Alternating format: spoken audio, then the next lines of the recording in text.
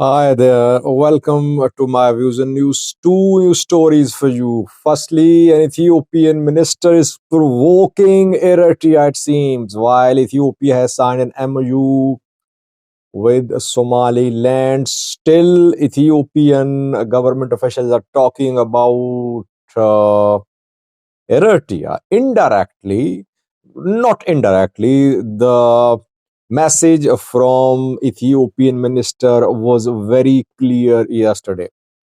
So it means that whether Ethiopia gains access to sea through Somaliland or not, Ethiopian position about access to sea through Eritrea remains the same.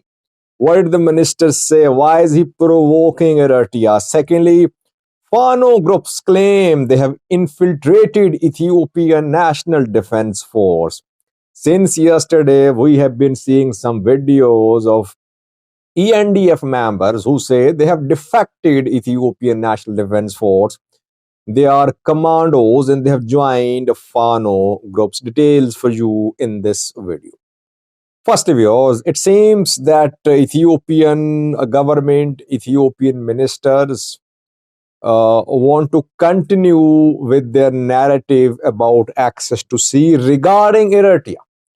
If you remember, when the Prime Minister of Ethiopia, PM Abiy Ahmed, spoke a few weeks ago, leading to start of regional tensions, he talked about access to sea, citing history that Ethiopia had ports, Ethiopia had access to sea, but after Eritrea became separate, Ethiopia lost access to sea. So he tried to prove that some wrongs have been committed against Ethiopia. Ethiopia should regain access to sea. And the target of his talk back then was Eritrea. And we saw that after PM Abiy's speech, tensions rose between Ethiopia and Eritrea. Eritrea launched a very successful diplomatic campaign. Djibouti, Somalia supported Eritrea. Ethiopia was isolated a little. Eritrea contacted Red Sea Arab countries too. And then Ethiopia turned towards Somaliland and it signed an MOU with Somaliland, which is leading to a face off between Ethiopia and Somalia. But Ethiopian ministers' criticism of Eritrea ongoing, Ethiopian government's position about access to sea through Eritrea, I think still the same. Birhano M. Lengiso is a top Ethiopian minister. He's minister for irrigation development projects. I think he's from Oromia. He's very close to Ethiopian Prime Minister. And Birhano M. Lengiso has been sharing material about sea, about access to sea, since PM Abiy raised this issue a few weeks ago. I think around 2 months ago, more than 2 months ago, rather. And yesterday, Birhano shared a message and a video which is very provocative. Birhano has shared an Al Jazeera report which is around 6 years old, I think.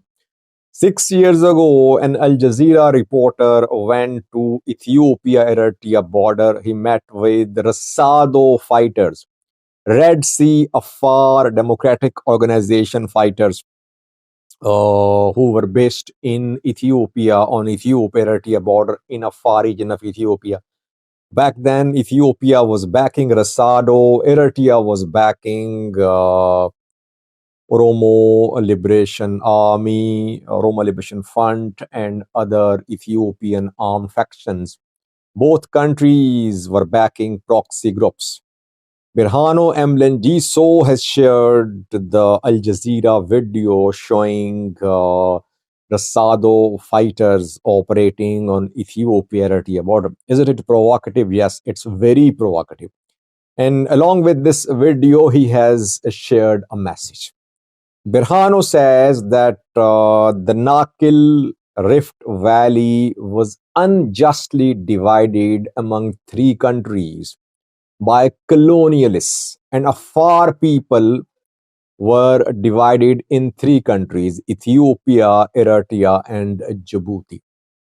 And he says that these Afars fought to protect their unity against the French, against Turks, and that Afars were unwillingly separated from their brothers when Eritrea seceded. Ethiopian Afars, he meant. And at the end, he shared he talked about the sea, which is actually what he wanted to talk about. He said, the Red Sea and Awash River are commonwealth of all Afars, whether they are in Djibouti or they are in Ethiopia or they are in Eritrea. All must have access to the Red Sea and Awash River because colonialists drew these borders unjustly.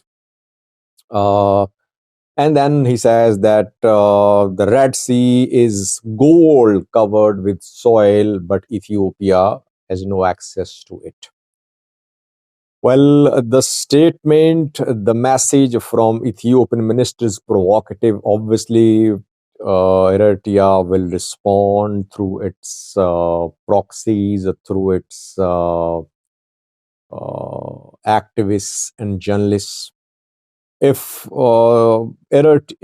Afars were unjustly split in three countries, what about Somalis?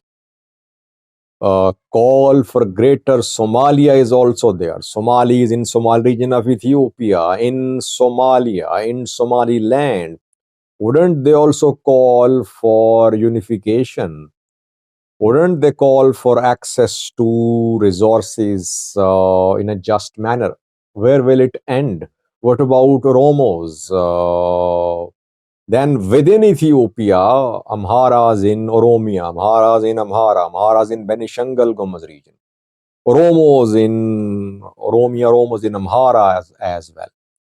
Why does the minister want to open the Pandora's box, which will create more divisions in the Horn of Africa? Maybe Ethiopia wants to continue the pressure on Eritrea, which it exerted a few weeks ago when Ethiopia took a position about access to the sea.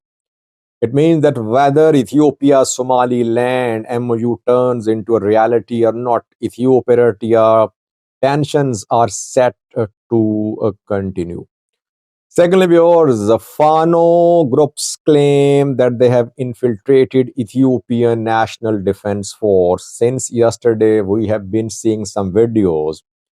Pro-Fano news outlets are publishing these videos. The videos show Ethiopian National Defense Force commandos being interviewed, and they say they have joined Fano groups. They are being interviewed on pro-Fano news outlets. They are sharing details of from which region they are, from which unit they are, and why they have joined Fano struggle.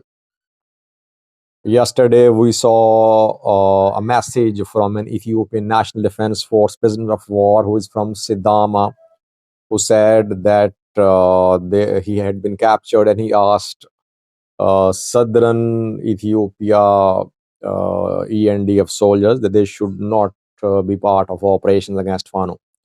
Well, statements of POWs should never be trusted because they don't speak freely and without any fear. They say what they are told to say because they are under duress. That is why I don't take these statements seriously. But I talked to some Fano people who are close to Fano. They claim they have infiltrated Ethiopian National Defense Force. So yesterday, only a few ENDF commandos were shown, I think 4 or 5 in a video. 2 videos were released yesterday. We cannot conclude that Fano has managed to break into Ethiopian National Defense Force. A few can defect anytime, a few can surrender to, a few can be taken prisoner to. Those who have been taken prisoner, they can be shown as the as defectors, that they have defected. So we cannot trust these videos. But at least Ethiopian National Defense Force members are being taken prisoner by Fano fighters. Fano fighters are showing the evidence on video. Where is Jula, who claims that Ethiopian military is the most powerful military in Africa, and other countries want their soldiers to be trained by Ethiopia, while Ethiopian soldiers are being taken prisoner by militias in Amhara and Oromia regions of Ethiopia. Thank you for watching.